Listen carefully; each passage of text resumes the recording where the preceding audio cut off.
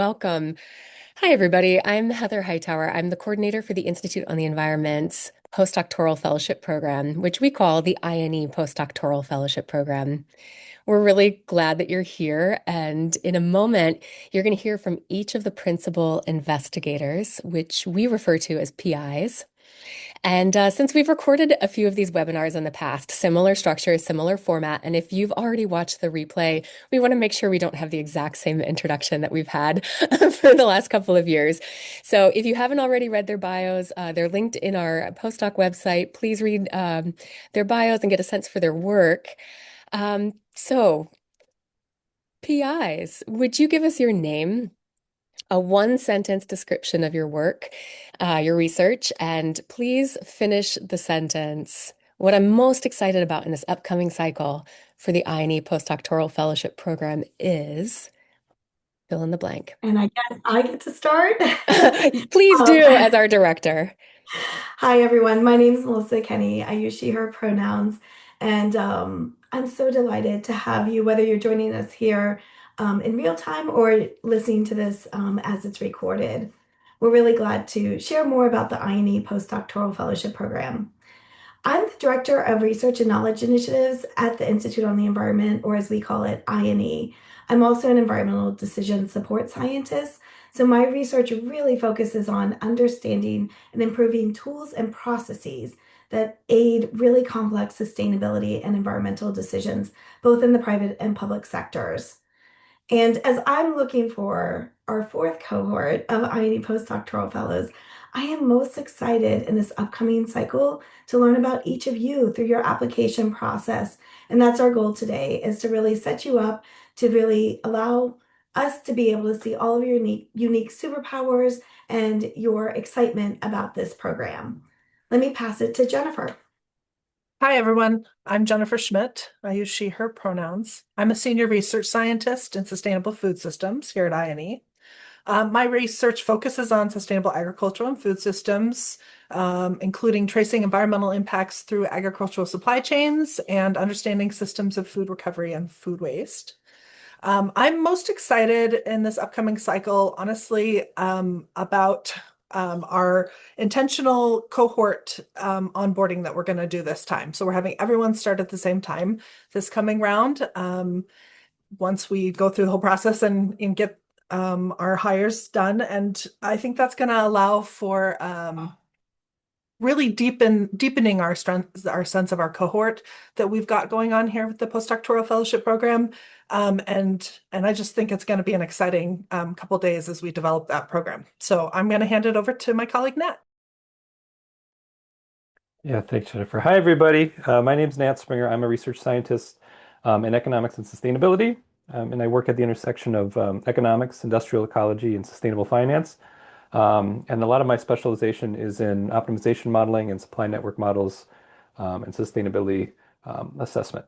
So what I'm most excited about this upcoming cycle, I'm excited about a lot of things, but in particular, we've done some expansion of our kind of data science work and cohort here at the fellowship, and I'm really excited to keep working on that, expanding that, and bringing expertise from this new cohort into that framework as we expand our work in artificial intelligence and other areas. So I'm really excited about that.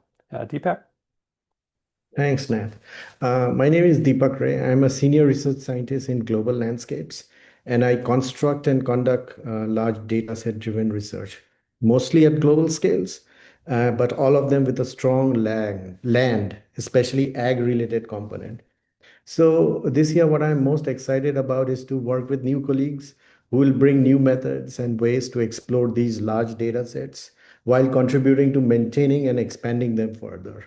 So with that, I will pass it to Ben. Thanks, Deepak. Hi, everyone. My name is Ben Ingman. I use he, him. I'm the Director of Learning and Development here at IonE, and my research focuses on a variety of topics related to sustainability education, well-being, and community engagement.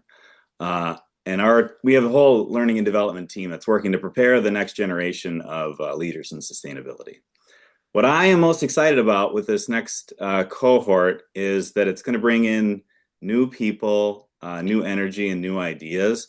and kind of seeing that rich community continue to grow within IonE. Back to you, Heather. Thank you. And I'm running the behind the scenes here. So I'm going to be moderating the Q&A. If you didn't already ask a question in advance of this webinar, please put it in the chat, in the Q&A box, and we will make our way through the list. And if you can add that question in sooner rather than later, that helps us group things and use our time efficiently. So this webinar is being recorded. It's going to be circulated to you and the people who couldn't attend today, and we will also post it on our website for future reference. So it's perfectly okay if you need to leave early. And if for some reason you don't get your question answered, I think, Deepak, I'm stealing your talking point. Just send a question to the IonE research inbox. So Ben, back to you. Thank you. So together we're joining you from the St. Paul campus here at the University of Minnesota, which occupies the traditional, ancestral, and contemporary land of Dakota people. So it's important to acknowledge the peoples on whose land we live, learn, and work as we seek to improve and strengthen our relations with our tribal nations. Jennifer. Thanks. Yeah, so today we're going to provide a brief introduction to the IonE Postdoctoral Fellowship Program, but going to focus most of our time on you and the questions that you have sent us already and that you will ask during this webinar.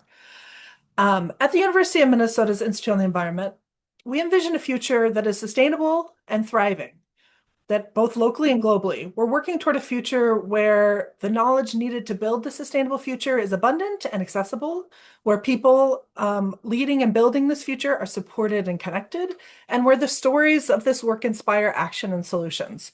The goal of the IonE Postdoctoral Fellowship Program is to support this future by continuing to generate knowledge that we need for our sustainable transitions, by developing the next generation of leaders and building those connections and stories through transformative partnerships across the state, the region, and the globe.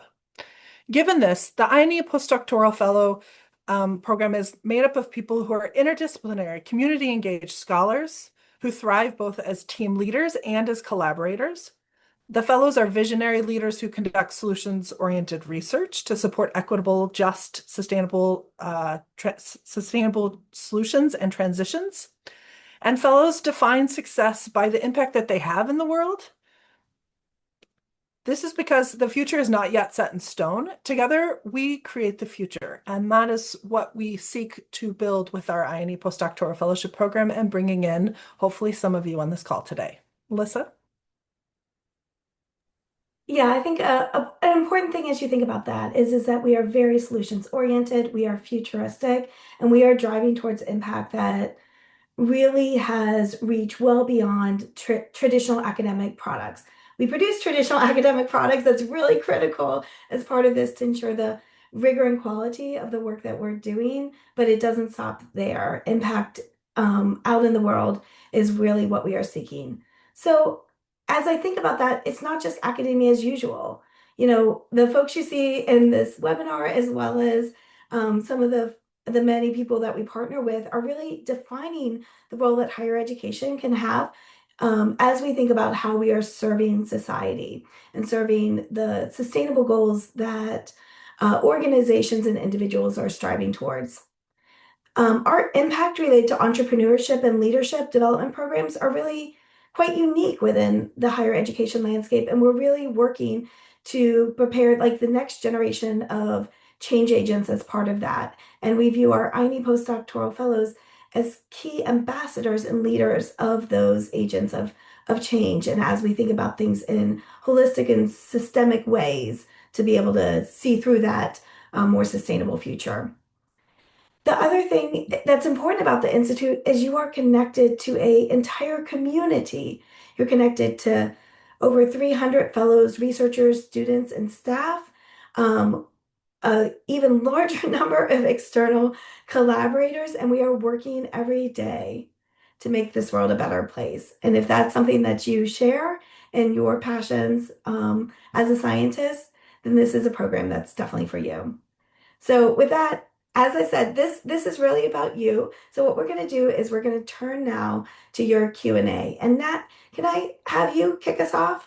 Yeah, so quickly, the goal of this webinar is to give you all space to ask your questions about the application process and the IND postdoc fellowship itself. So we are all IND researchers and PIs for many of these projects listed on the website. But because we have a large number of attendees, please take the time, as Heather mentioned, towards the beginning here to add your question to the Q&A box. So that'll help us do our best to respond to as many of the questions as possible. And we also received some questions in advance, so thank you for those. And Deepak, you have one more thing you want to mention? Yeah, just some little bit housekeeping. So we'll stop in 1 hour from our starting point when we started our webinar. And for if any reason your question is not yet answered, and it is not also present in our FNQ online, then please send us an email to ineresearch@umn.edu and we'll get back to you. And if for any reason you have not read our FAQs, please consult our website, postdoc website, and there is a FAQ answered. So with that, I'll pass it to Heather to kick us off. Thank you. And I'll echo what Deepak said. I have received some questions that are already answered in the frequently asked questions. So I personally really appreciate when I know you've already read what's there and then I can clarify further. That helps me serve everybody who has inquiries.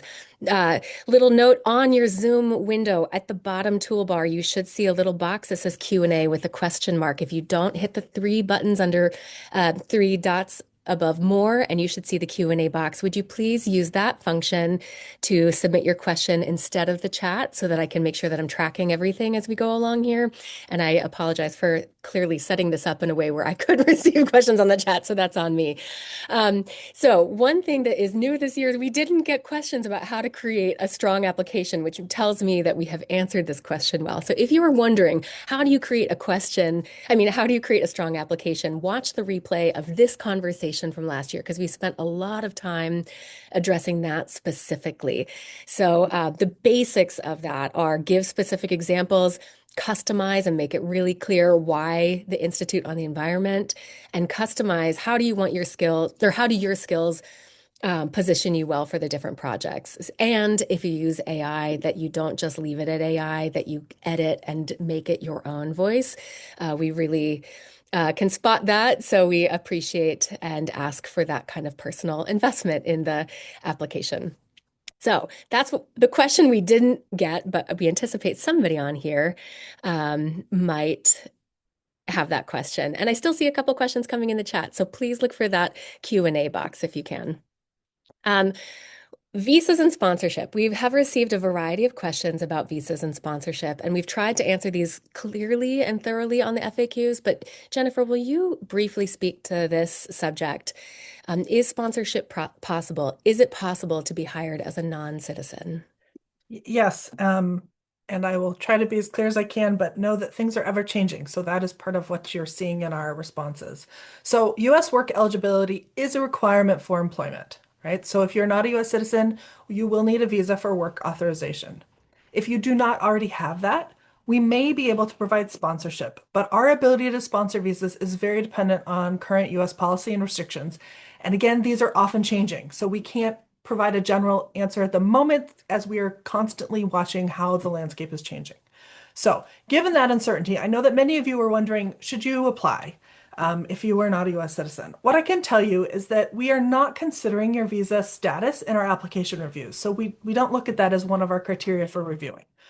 If you make it to the final round, which are Zoom interviews, before we invite you to that Zoom interview, if you need visa sponsorship, we will work with our U of M International Student and Scholar Services Office, ISSS, to understand what the current guidance is at that time for the university in terms of visa sponsorship so that we know and can be clear about what is possible and what is not possible. And we will engage in conversation with you about that.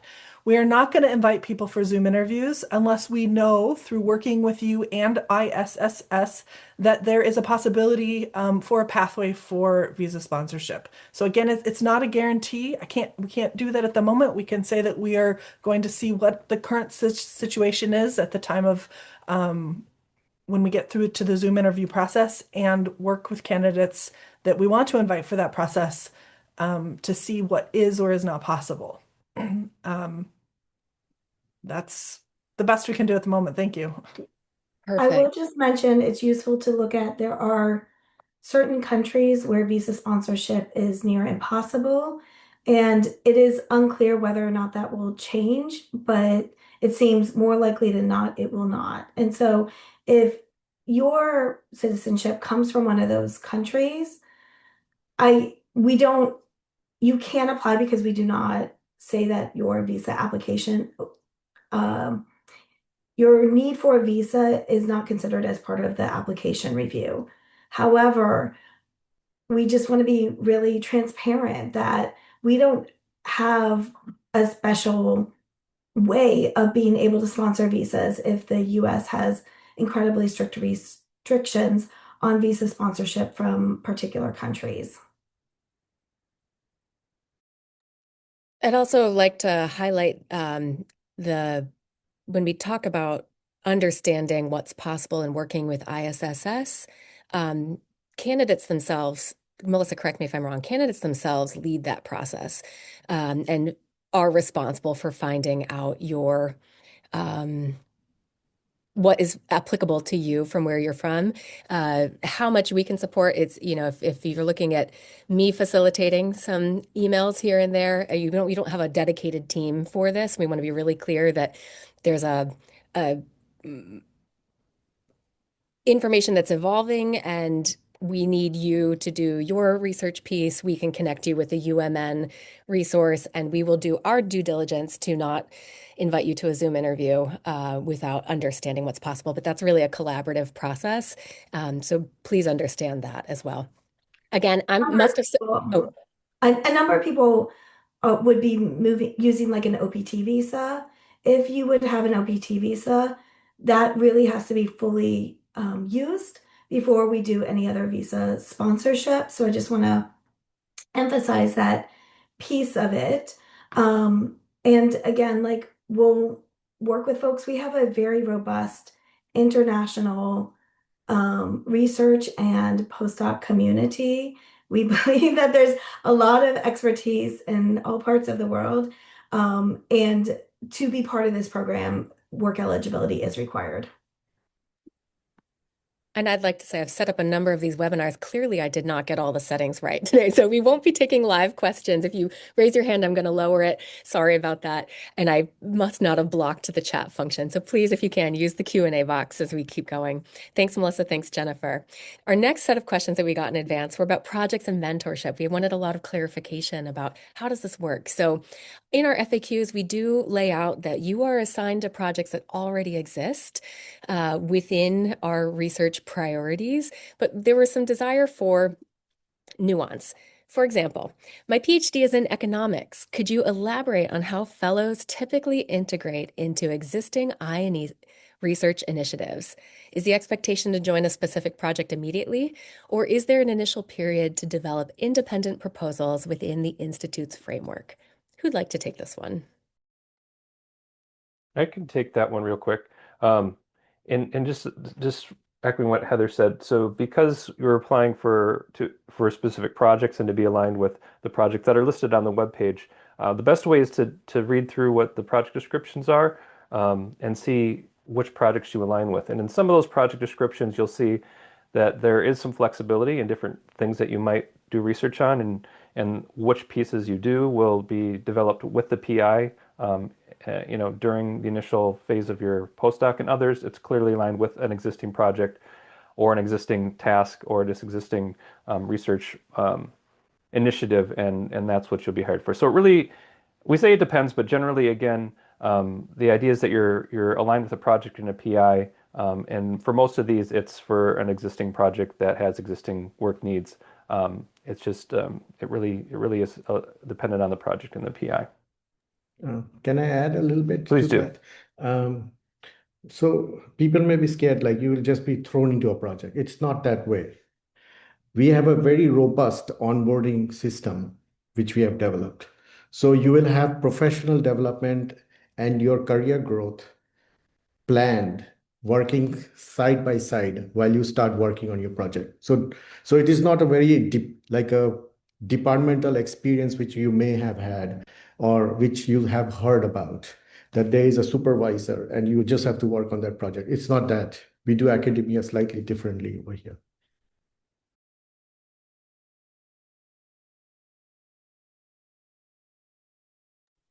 Perfect. One thing, Oh, just would you to like to? follow up on a question. Yeah, there was a Q&A related to, my current work doesn't align with any of the proposed projects. That's everyone. I mean, you're moving into a new research project, a new set of collaborations, and so when you talk about your work, focus on your skills, not just your disciplinary training. We're an interdisciplinary group. Literally every single person who's a researcher on this call has leads work that might look quite different from what their PhD was. Um, and the degrees don't give a good indication of the skills and the aptitude for being able to move into the project. And I have currently 6 or 7 postdocs that are working on various projects with me.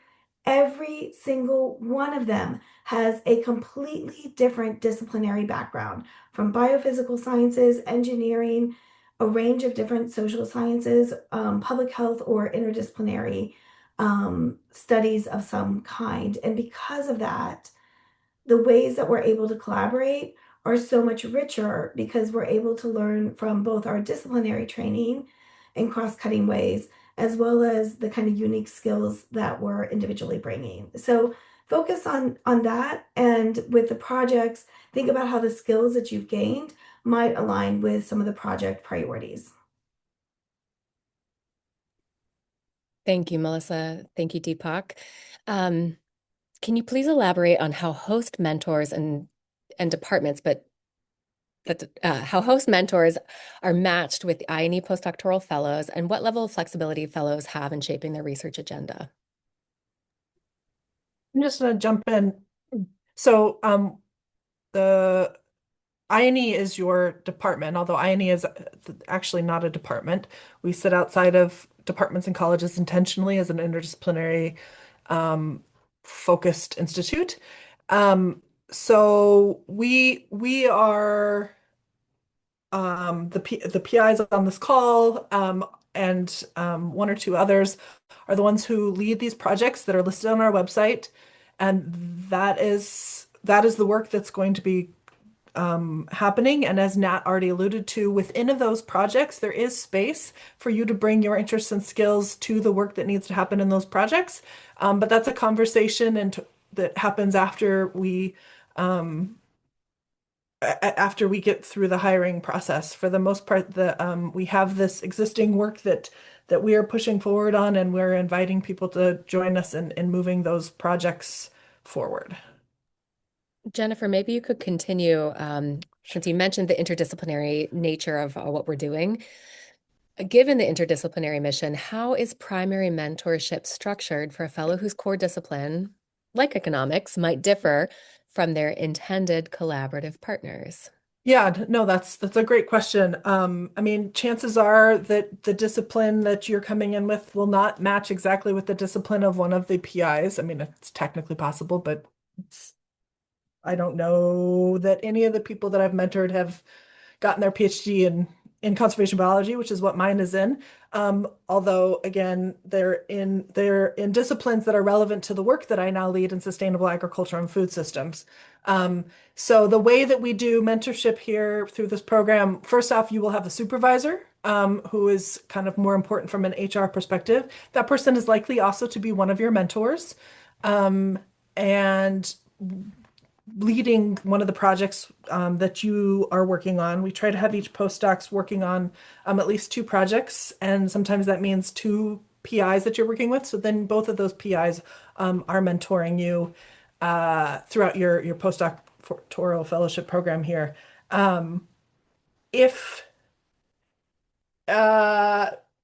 So in terms of like the projects, we as the PIs have the skills and the ability to mentor you in that way. If there are specific skills that are related to where you want to go and maybe not central to the work that we're doing, that's a conversation that we would have when you came, and finding you someone to help in that skill development is possible through our professional development opportunities.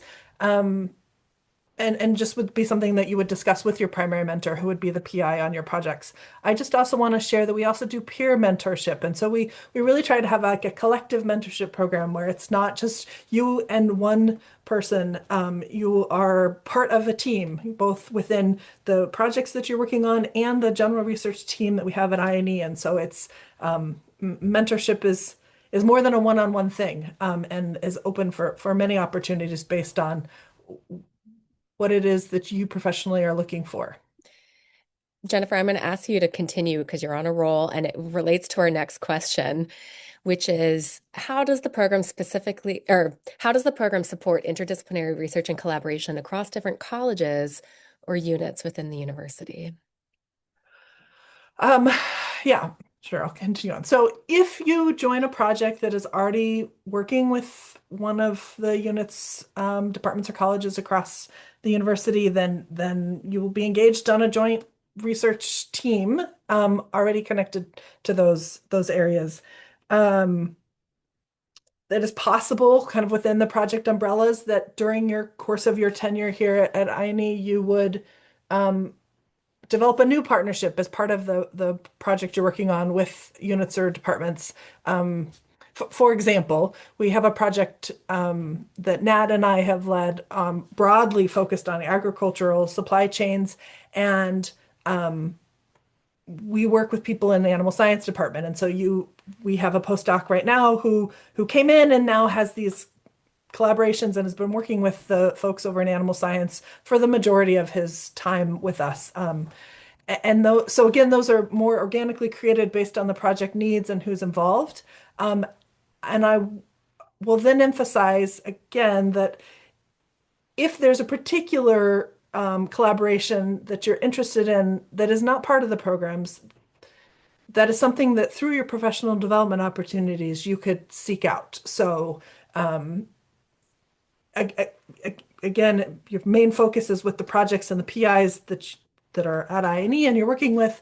But if, say, you'd really like to get connected to someone in sociology and we don't have that in our current project, we're willing to support making those connections wherever possible. But it's that would be through your professional development piece as opposed to like through the projects. Beautifully stated. You rolled with that very well. Thank you. Anybody have anything to add to that? Because it does kind of dovetail us into I will professional just development. Okay, please. Yes, I will thank you. just add the following. We have over 300 fellows and associates associated with our INE institution. So you will be able to meet them in different settings and build your own relationships if you like want to, build relationships with, or you can get introductions through the institute. So there are lots of opportunities all across the university and beyond, actually. Great. Let's go into the next section because we are starting to arrive there. Professional development. And maybe we can hear from Ben, who, if you've been with us for a couple of years, you might recognize Ben's a new face on this call, which is so wonderful. New to the webinar recording. Yep. Yes, yeah, yeah. You weren't on last year's replays. For fellows interested in both academic and international policy pathways, what specific program resources or networks are most leveraged to support these dual goals? Now, that's a pretty specific question. Ben is working with us on our professional development. Maybe we could zoom out a little bit. Do you want to speak a little bit to that question, but from a broader perspective? Yeah, thank you, Heather. I think the broad context is that there is a lot of intention around the pathway that postdoctoral fellows are on, beginning and that kind of that 2-year timeline of having different kinds of experiences in different categories of building that network, which you just mentioned, and being better connected across the University of Minnesota, but also to the international network that IonE already has. So that's a potential helpful pathway for this related to this question. Also, just hoping to offer different kinds of experiences for postdocs so they gain in that interdisciplinary, cross-disciplinary that ability to be able to connect. And so it's both networking, but also building content knowledge outside of their own discipline. And then also just a kind of helping postdocs on that professional pathway and trying to understand where they want to go, what kind of work they want to do after this fellowship is over, and helping postdocs take the steps to be prepared to jump into that next role. So we're in the process of really tuning up a lot of success in the past few years as that program has been built. So it's been for me fun to learn about all the success already and to be able to kind of continue to build on it from there. Great. Thank you, Ben. We had a question about what's the balance between research and professional development. 20% of your time is professional development. Jennifer's already spoken to this some. Anybody have anything else to add about the balance between research and professional development? And the question involved your teaching responsibilities. These are not teaching positions. Melissa, maybe you have something to say about this? Yes, these are not teaching positions. These are research positions. Um, Professional development, as you think about that 20%, about 10% of that time is things that we structure or create opportunities for you, such as reviewing grants, being part of grant writing processes, formal professional development programming that Ben talked about, and things that we think are critical so that when you come out, you can be a really robust, like interdisciplinary thinker and professional. 10% of your time on average is things that you think are important. Courses, training, informational interviews, other things that allow you to build out the kind of program that is relevant for you. And that has taken a wide range of forms. Everyone's choices are different, and they've spanned from developing side research projects with a group of other postdocs to taking a coding class to be able to beef up on Python, to doing a huge number of informational interviews to explore a wider range of career pathways where your skills will be valued in those different sectors. And so this is something we feel is really important to the program, which is why we try and structure it as things that we try and support you in and things that we create as part of the program. Melissa, could you continue that into our next question? Are there opportunities or expectations for fellows to engage with external partners, policy stakeholders, or community-based work? I'll just say all of the research that we do within the Institute on the Environment, including the projects that are listed, are in collaboration with partners and team members who are outside of the university. The nature of those relationships can take various forms, but we deeply believe that knowledge resides in lots of places and well beyond higher education. And so, as we think about developing these kinds of more solutions oriented projects, these impact driven projects, there's no way you can do that unless you have expertise from outside the university. So, one of the things, if you have more limited experience in that, is we do a lot of coaching through your research projects about how you need to show up in different places and what the expectations of our partners are.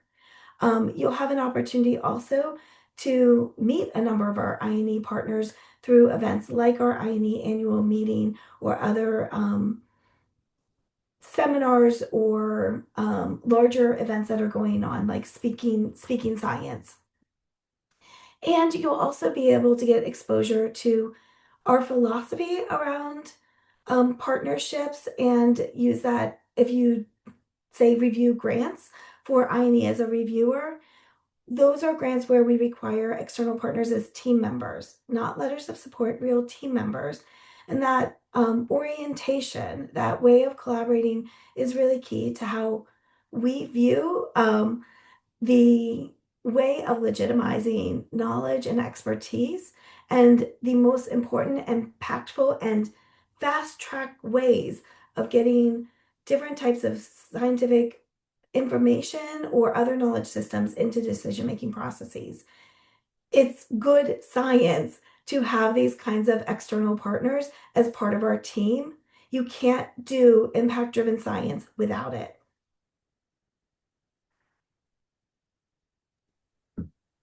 Thank you. Melissa, we're going to try to save your voice a little bit. So I'm going to I'm going to punt this one to whoever wants to take it. Are there any outlooks or perspectives of working after the fellowship duration or appointment? So these are 2-year fellowships. We have had that question. Are there opportunities for extensions? These are specifically early career positions where we are structuring this in a way so that you have a launching pad into your next steps. This is not a fellowship designed to keep you here with us. It's to give you the tools to make the next step with whatever's right for you. So who would like to answer this, working after the fellowship? Perspectives on that. I can take this briefly, and I think Ben already mentioned this and can answer this a little bit because I mean I think the goal here is when you come to understand your professional development goals, the kind of place you'd like to work afterwards, and if you don't know, make that part of your professional development and identify some of those routes to understand that and grow those skills as you're here, so that we can make a plan for where you might like to work and help you aspire for positions and places where that type of work is being done. So I think that's the main thing, and that'll be part of your professional development that will work with you, and that ties into the networking that other folks have talked about, and building the skills to interact with the type of impact-driven work we do. So there's lots of opportunities there through your professional development, aligned with particular projects that you might be working on as well. Thank you, Nat. Um, we're going to go to general questions because I think, Melissa, we can let you come back to yours in a minute. Um, General program question. How has the program changed over the years since it began in characteristics you're looking for in successful applicants and what you're cultivating from current cohorts, project emphasis? I'll start with this one, and I encourage, my colleagues, of course, to expand.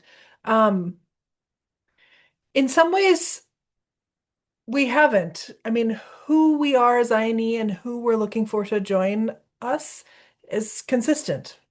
We are impact-oriented research-based scholars, and we work on particular projects and are seeking postdocs to join us in those interdisciplinary impact-focused projects. So that part has stayed the same. I think we've gotten better at being clear what our projects are. We've added videos to help explain a little more about those projects. So I think we've just gotten better at communicating that over the years, at least I hope. The projects that we offer tend to have changed and tend to change, although again, there are kind of some threads of research that have remained. I mean, again, one of the things that Nat and I work on together, looking at agricultural supply chains, like broadly, that's an area where we have been and will continue to do work. But the specifics within what a project would be for 2 years in that thread has changed. And so that gets updated. And that's why it's important to look at what projects we have this year, because some are a little bit more broad, and some have updated specifics based on whatever the funding grant or emphasis is at the time. Um, and then in terms of, I think where the biggest change has been, and again, maybe it's less change and just more having the space and capacity to do better, to bring more intention, is around the cohort experience. We very much value ensuring that you, during your time here as a postdoc, are part of a team, are the team of postdocs, your research teams, and the broader INE team. And we've Heather, to her credit, and my colleagues and I have worked to ensure that cohort field support, space for professional development, et cetera, that all of that has continued to improve as we've gotten feedback as we've been building this. And so I think that that's a positive change that we've had over the course of this time. Thank you, Jennifer. From the back end standpoint, one of the things I'm most excited about this cycle, which is we have done this a handful of times. So we have our processes, we have sort of an efficiency around all of this that I'm very excited about, um, riding this wave this year. Um, I'm seeing a question in the chat. We're not quite answering all, but I want to say we're in the middle of an IonE-wide website update. And so I manage the website for the postdoc program, and all the information about timelines is in the Apply Here page. So it's not, the most sophisticated website because I'm not a website designer, but it should have all of the information that you need there. So please, if you haven't already read the website, all the pages, all the drop downs, that's going to be able to answer a lot of your questions.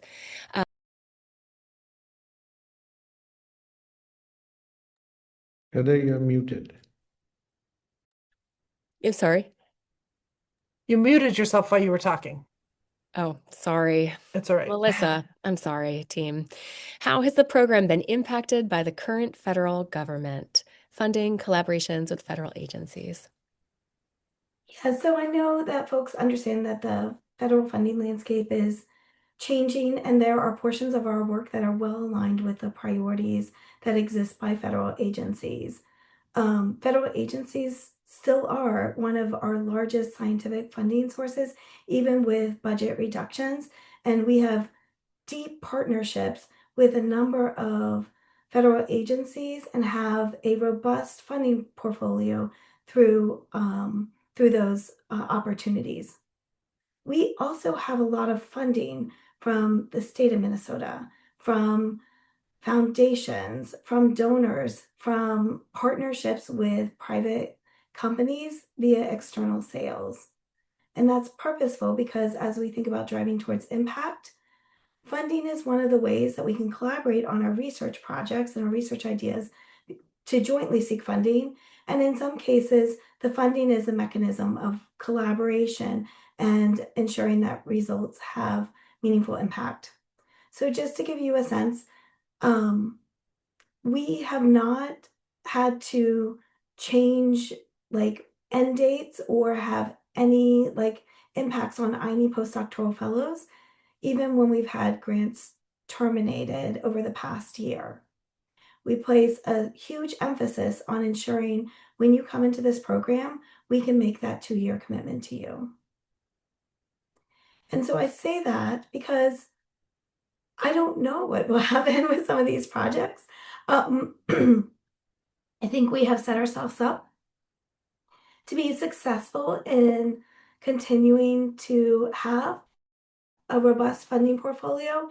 And last year, we did have a robust funding portfolio. We brought in a significant number of federal awards that allow us to continue our work, aligned with portions of what the federal government now prioritizes. Because we have a larger set of funding opportunities, if some of the work was better aligned with other organizations, we made sure that we were applying or setting up our programs so that those organizations could fund the portions of our work that were better aligned to their priorities and values. So I would say, as you apply, that's not your problem to worry about. That's ours. We have it covered. And if you are accepted, we will be doing everything to be able to ensure that we can meet our commitment to you, even if the funding landscape changes a bit. Jennifer, I see we've got one more here, and then we'll move towards the Q&A box. So if you've got still questions, please put them into the Q&A box, which is in the toolbar at the bottom of your Zoom screen. Since the website says that final decisions will be shared in August and the program begins in September, do you have any recommendations for applicants navigating this application process alongside other academic positions with earlier deadlines, or the quick turnaround that may be required for moving and getting settled if accepted? I'm going to answer this while also answering one of the questions that we've been asked and just kind of talking about this application process. So bear with me, but I think we'll address multiple questions here. First off, on the website in the FAQs is some very specific details about the application process, how it's reviewed, the timeline, right? That is, we have set this timeline intentionally so that we can make sure two things. One, that we can offer you that 2-year commitment that Melissa mentioned. And we've noticed that we need to have these decisions in July and August based on when we tend to know about our own funding decisions. So that is part of the intention in there. Two, the set time for the cohort to all start in September together, we think is an intentional pivot we're doing this year to help on our end with logistics, but also to start the cohort with a cohesive kind of bang together. Rather than in the past, we've kind of had a trickle of onboarding over the course of many months that has taken away a little bit from the cohort experience, I think. I mean, we've worked around it well, but I think being able to start together is important this time. Okay, so that is what's behind what you see on the website of these very intentional dates. Like right now, it's open. It will close on April 29th. We are then going to review your written application. It is reviewed by at least 3 people, and we in the past have had over 200 applicants. I don't know what we'll have once we had over 300, but based on that, what we then do is we narrow that down usually to about a third, but it's not an exact number to allow us to then what we do one-way Spark Hire interviews, which we send a platform. It's got some questions, and you answer them in a video, and then we review those. We use this to find out more so that if we're like, well, if we just knew this little bit more about the candidates, perhaps then we would want to bring them in for Zoom. And so we use this middle Spark Hire interview to open up and really ensure that we're learning the most we can about you before we make our Zoom interview decisions. How many people we bring in for Zoom interview is not a set number, is very much dependent upon then what we're seeing in terms of applicants, the projects we're looking at, how many projects we have, where our current funding is. So some of the projects we're going to be hearing about funding between now and then, and so we'll know more about the ability to hire, and so that will dictate the Zoom interview candidates. Okay, so that's all why we have the timing that we have that ends up being finalist interviews kind of the end of June, us making decisions in July, and you hearing July, August, and then starting in September. So I share that from it will be difficult. It's going to be difficult to navigate that with other jobs and opportunities. And what we're doing is trying to be transparent with our timing and understanding why we have the timing we have. You will have some sense, right? If you've gotten a Spark Hire, and then if you've had a Zoom interview, I mean, you will have those points to know that you've made it further in the process to consider that with the jobs that you're also considering, and to think about your ability to move.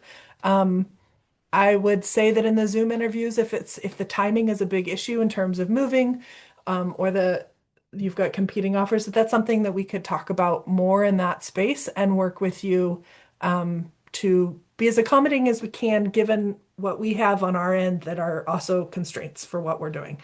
I hope that was clear enough to answer your questions and the question online about what the process looks like and how many Zoom interviews we do. The one thing I do want to emphasize is if your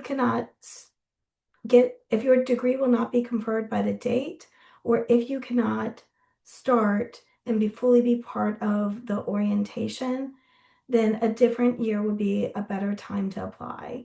We're going to be quite strict on that, and we will have to rescind offers if those 2 conditions are not met. And I might strengthen that language slightly and say you must apply next year if your conferral is after July 31st. So we have had some questions about that.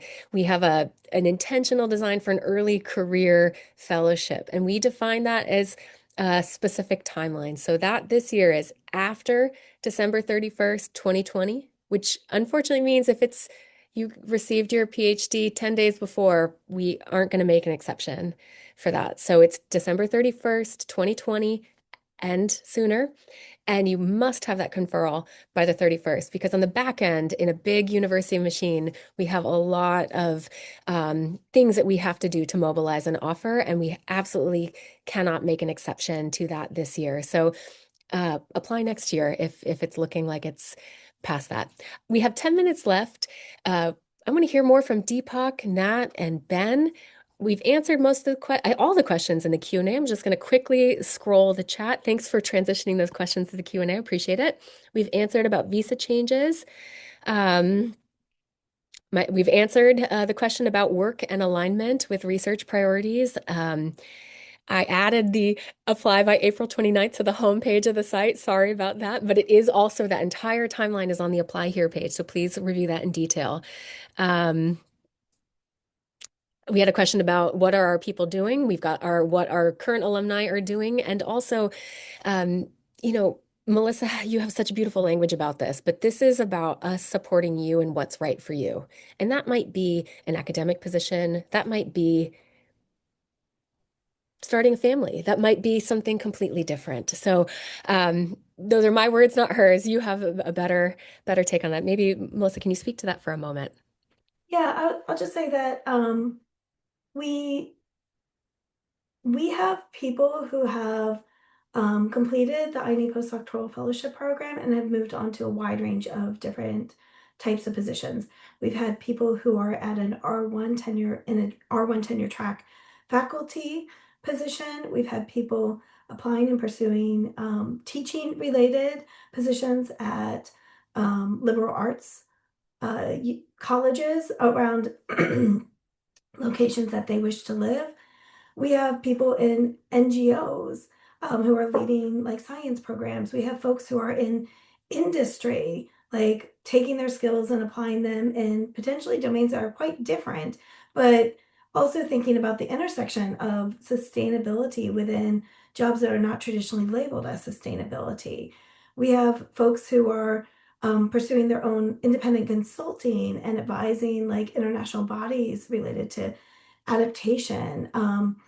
And decision support systems. We don't have a single pathway. What we want to do is to empower you to use this time to build up your skills, explore, and find the unique pathways that allow you to be successful in whatever that is. And for some, that's really driving towards a more traditional academic type of career in a wide range of higher education institutions. For others, it's really exploring opportunities in the private sector that either are independent consulting or potentially at multinational organizations.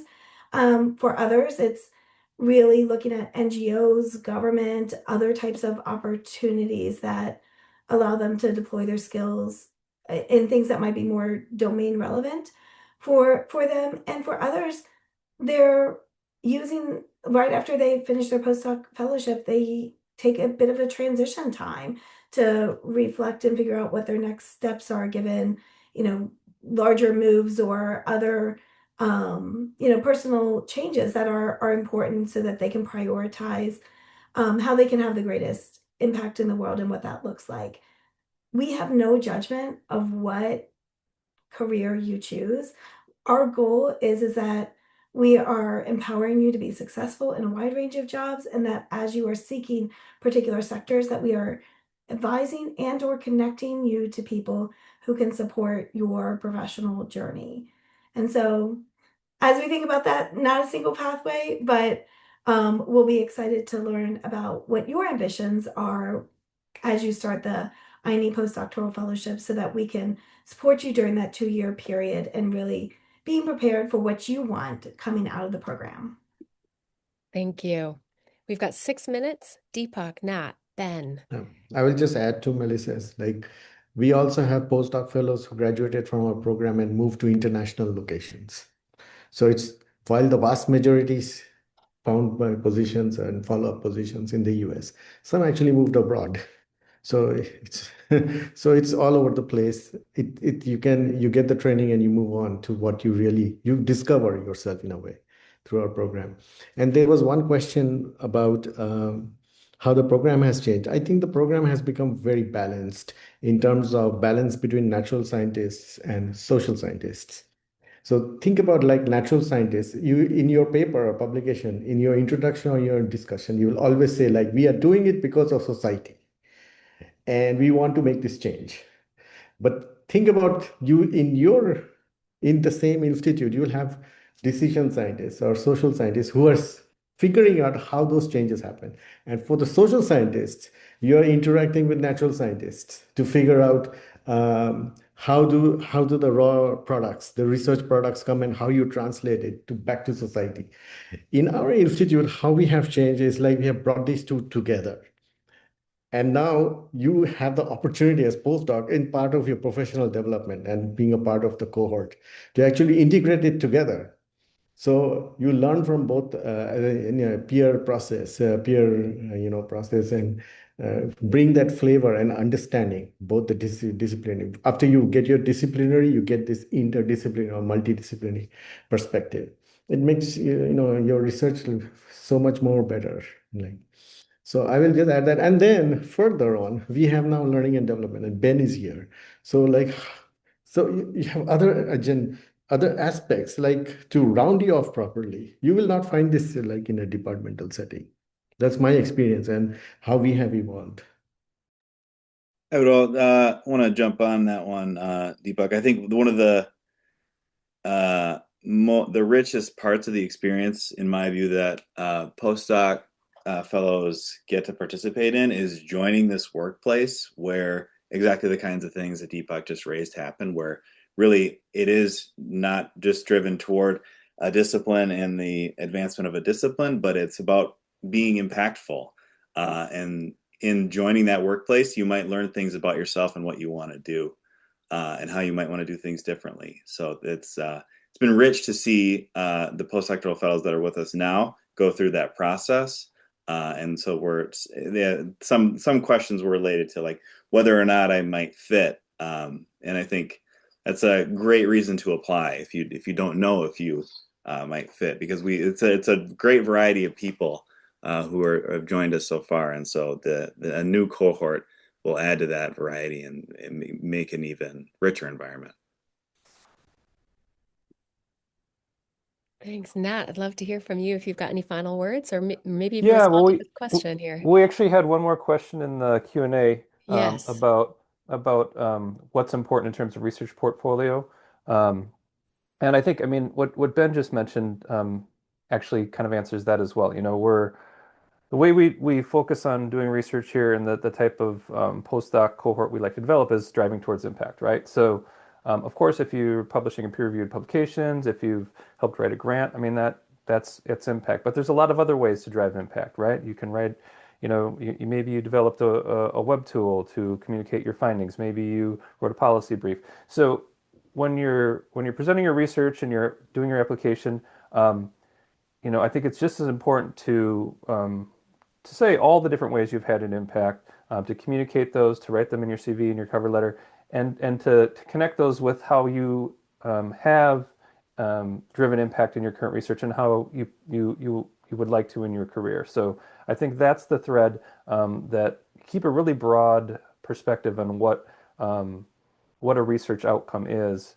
and how you drive impact through your research, because that will all quote unquote count for how we're thinking about this stuff. We really want to understand how you hope to drive change and how you have experience doing that, and how you hope to contribute to the products and the projects that we're doing given your experience and your skills.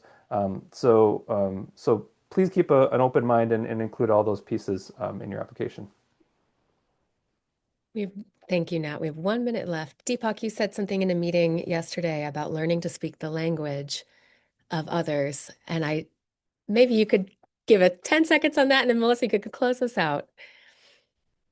Yeah, different disciplines are trained in different disciplinary backgrounds and the way they write and the way they do research. Here you are going to learn or interact to learn about how different disciplines speak. You don't need to lose your disciplinary expertise. This is not what we are trying to do, not what we are trying to do, but to add on this understanding.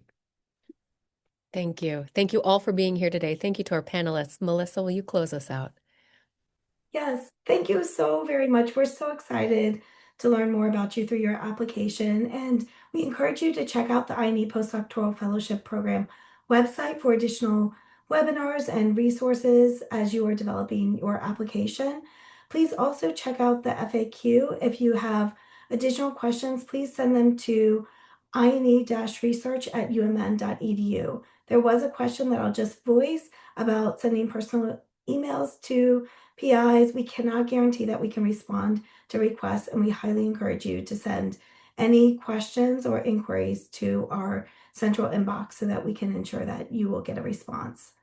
The website for it is listed in the chat, but for those that are joining us just on the webinar, it's a Z link, so it's z.umn.edu/INE-postdoc-fellows. Just a reminder, applications are due by 5 p.m. Central Time on April 29th, 2026. Anything that comes after that time will not be able to be submitted. So we highly encourage you to submit your applications early and to contact us if you have any technical difficulties in doing so. We will be very limited in our ability to respond to technical inquiries 1 to 2 days before the application deadline because of the number of inquiries we expect to receive. So I know as you are going out, you are going to do wonderful things in this world, and we're excited to learn about so many of the things that you are aiming to do, how you intend to make an impact in the world, and to learn more about your unique superpowers when you submit your application. We're so excited for this next cohort, and thank you so much for your interest. Thank you all. Thank you. Bye-bye.